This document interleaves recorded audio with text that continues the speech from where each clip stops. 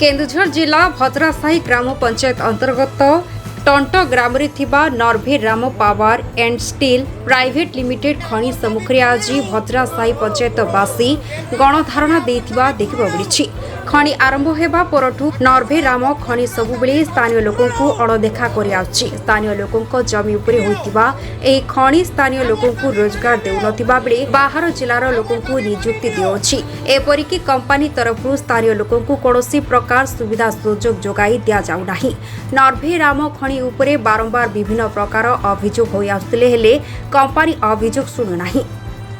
शेष में स्थानीय अंचल शताधिक पुरुष महिला छुआ बुढ़ा विभिन्न दाबी नहीं कंपानीर दुईटी जाक गेट सम्मुखें गणधारण बसिछंती। दाबीगुड़िक मध्य स्थानीय बेकार युवक युवती मानकु स्थायी नियुक्ति प्रदान, स्थानीय लोकंकु लुहा पत्थर परिवहन करिबारे सुविधा प्रदान, शिक्षा स्वास्थ्य गमनागमन एवं अन्य उन्नतिमूलक कार्य करने, स्थानीय ठिका श्रमिक मानकर स्थायी नियुक्ति एवं सरकार नियम मुताबक सुविधा प्रदान करने।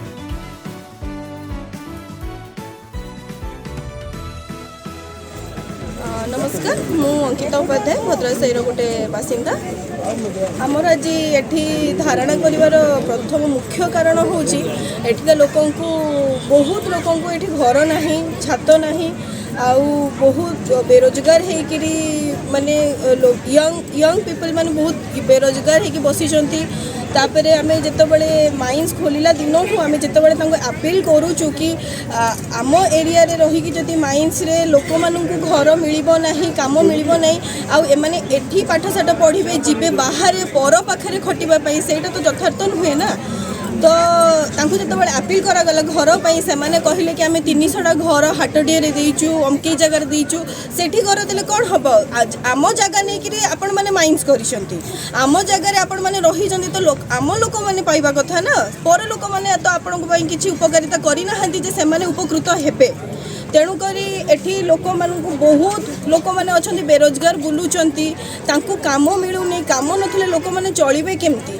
आ जेतबेले सेमाने जे कि कटक भुवनेश्वर काम करूचंती सेमानको घर सेठी रही किरी एठी तांको घर देखि किरी घर चलै पारिबे नाही। एठिका लोकंको काम न देई किरी सेमाने बिहार झारखंड बाहर लोकंको डाकिबे। आम लोक माने कोन एते ही अशिक्षित एते अपाठुआ जे आमे माने कोन कोनोसी काम पई माने फिट नुहे कि आउ एमानकर कोनोसी वुमेन एम्पावरमेंट नहीं जो कि कौनसी भी लेडीज कौनसी भी गर्ल्स मान को जो मैंने पाठ पढ़ी उच्च शिक्षिता माने अच्छे से भी कौनसी प्रकार काम ना से स्ट्रिक्टली कौनसी भी लेडीज मान को काम रखी ना सब बड़े एमती स्त्री लोक मान को भी भाविबा कि नहीं से they are not fit for the job. एटा ठीक कथा नुहे, आमे भी करि पारिबु कोन पे आमे स्त्री लोक माने करि पारिबुनी। आमे जते बळे घर संभाळी कि माने बहुत किछि बाहर काम करि पारुछु कोन तांको माने माइंस रे काम करि कि हमर सेति कि कोन माने कोन आमे सेति कि फिट नुहे कि से माने कोनोसी दाबी सुनु नाहंती। सब बळे लेडीज मानु को कोनोसी माने जॉब मिलु नाही, अन्य पिला माने भी बेरोजगार होकर बुलूचंती, घर नाही, पानी रो सुविधा नाही।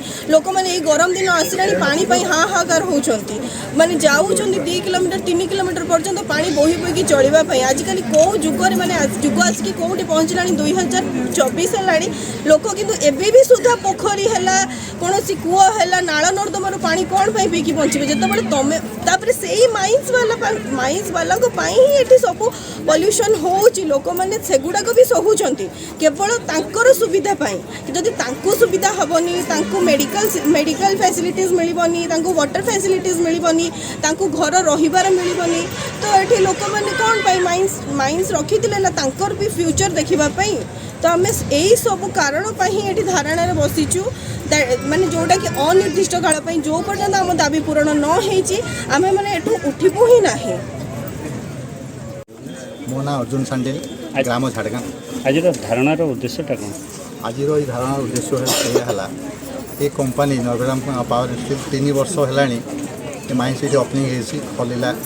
आम से दिन ये कंपनी को दाबी कर आसु कि प्रथम आमर यही पंचायत लोक को निजुक्ति दिंतु, किंतु ये कंपनी गोटे ये 2टा कंपनी अच्छे, गोटे कंपनी किसी लोक ये नहीं, नरभे राम कंपनी गोटे भाया कंपनी आम ये देखिलु 70% लोक से अन्य राज्यर झारखंड राज्यर लोक आम दे, कि आमर यहीकार लोक आम यही पंचायत लोक कई कम पाई पारना।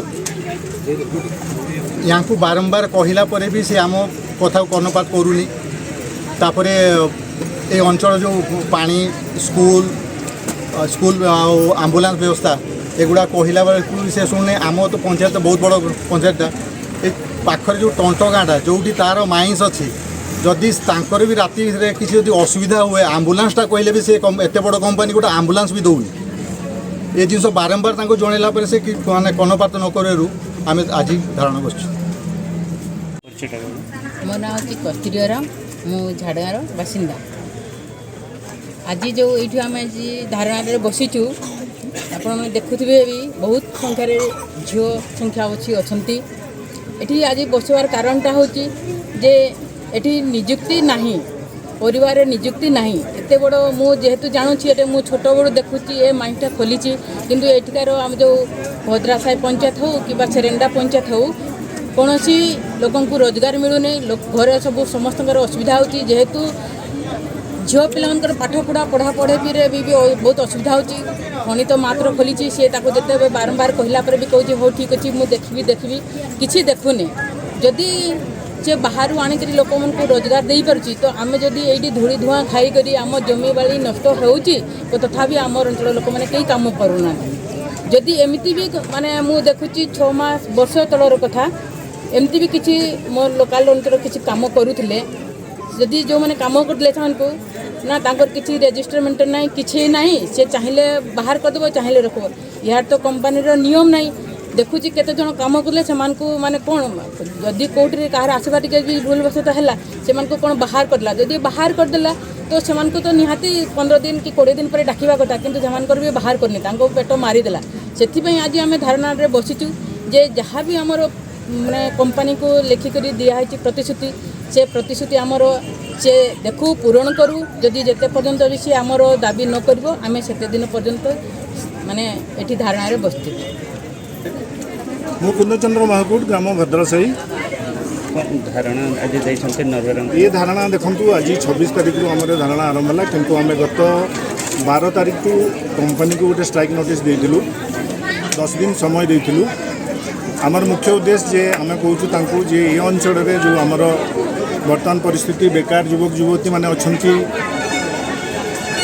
निजुक्ति मिल पारना स्थानीय लोक काम मिल पारना आपण मैंने समस्ते जानिथिबे ये अंचल आमर है खनि खादान भरा अंचल चाष अनेक प्रभावित होती अंचल आउ लोक मैंने चाष उपर निर्भर कर चढ़ी पारना तेणु लोक मान जीवन जीविका एवं ये अंचल आमर जो माने शिक्षित बेकार युवक युवती से निजुक्ति आमर अंचल रास्ता घाट शिक्षा व्यवस्था स्कूल बस जोगया कथा है गोटे बड़ जिनस स्वास्थ्य आमर कौन सुविधा ना पानीय जल सुविधा ना आज दीर्घ 50-60 वर्ष अधिक ऊर्ध्व है ये कारखाना चली ये जो खनि चढ़ी आसी नरवराम कंपनी एवं नरवराम कंपनी आज नरवराम पावर एंड स्टील है किंतु एजावत आमर स्थानीय लोक विशेषकर भद्रासाई ग्राम पंचायत है सेरेंडा ग्राम पंचायत है ये अंचल लोक कौन प्रकार सुविधा ये खनि द्वारा जोगे दि जाऊ ना आपण मैंने देखिथिबा अन्य जो अंचल भी खनि खादान अच्छी से अंचल खनि खादान रे लोक मानक आत्मनिर्भर होगापी सुजोग दिया होउची खनिर विभिन्न प्रकार काम निजुक्ति दि जाउची किंबा काम करिवार सुजोग दि जाउची किंतु आमर बारंबार अनुरोध करने सत्वे मध्य खनि कर्तृपक्ष आपणकर नरवराम पावर एंड स्टील कंपनी एप्रति ध्यान देले नहीं पुणी आम तापर 22 तारीख गलापर पुणी 3 दिन गोटे एक्सटेंशन नोटिस देइथिलु जे आउ 3 दिन भितर आपण मैंने आम सहित जदि कौन जोगाजोग न करती किंबा आलोचना न करती ताले आम इनडेफिनाइट स्ट्राइक अनिर्दिष्ट कारण पर्यंत स्ट्राइक रे रहिबु आमर उद्देश्य है आम टोटाल काम बंद करूँ आम गेट बाहर रही कौन लोक भितर को जापारे नहीं आसीपारे नहीं तेणु जेपर्यंत से आमर जो दाबी रोचे लोक मानकर विशेषकर आमर भद्रासाई सेरेंडा ग्राम पंचायत जनसाधारण आपण मैंने देखुए जिते मात्रा उपस्थित अच्छा लोक मानकर जो दाबी रोचे से दाबी जेपर्यंत से ग्रहण न करती किंबा आलोचना न करती से पर्यंत ये स्ट्राइक चालू रहे। मु सुनील दत्त ग्राम सेरेंडा